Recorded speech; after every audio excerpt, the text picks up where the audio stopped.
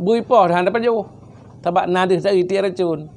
pakon handa paju karena akibat daripada racun dan depu mati nyandai poh handa paju pakon karena kata depu hakikat dia kamengan demikian si urang saleh yang kada ge bro hakikat dunianya hana galak ge urang hana galak dia kameng yang kada depu tiada racun dunianya kan lagi dua buah belangang dia kameng dua buah belangang dia kameng sabah belangang iti racun lewat tagun.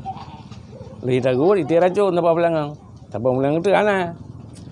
Patai iti racunnya itu nada iti racun dalam belangang ji. Dalam belangangnya ana. Ibtabat ke kedai. Ya ibu racun ji. Ni pajo saya kami, hai ku. Hai ku mangat gapah beria kameng cuma hai bangai tak do ka pajo ka ngat jarang ka. Bui poh handa pajo. Tabak nadih dari iti racun.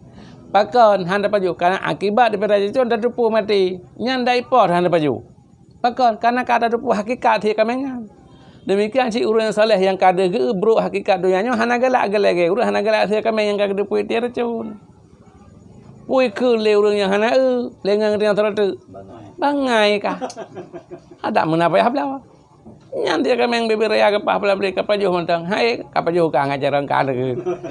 Tentu kun bangai kun macam kun han pengen tu kalau depu hakikat demikian ti urang saleh puno yang kagak depu hakikat donya ikun mergepu je tetap ke hana pengaruh lagi hana pengaruh tengok yang nak tak dia kameng mo ti racun kadang depu ramai dia hana depu yang gegap dah kun bangai wajar dah kun bangai video hana depu yang ke mana jahil puno jahe hana ada depu nyan racun lang dia kameng nyan mana jahi maka itu behur ke bangai ke kurang hai karena apa kan tapak jahi tak depu dia kameng hai ka tak ke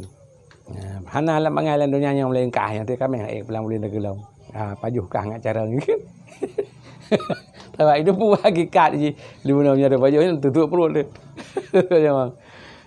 tak ke berbangai bermacam tak ke tetap ipajuhan bengehnya menang ke urang yang kae puno kaduh kekurangan dunianya bagonyan nya apapun dapat cerita hana pengaruh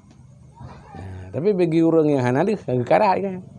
hae tah kuku yang tah gelung lai leo kamna dapat ka tapi memang tahu ada tanggung jawab cok kang dia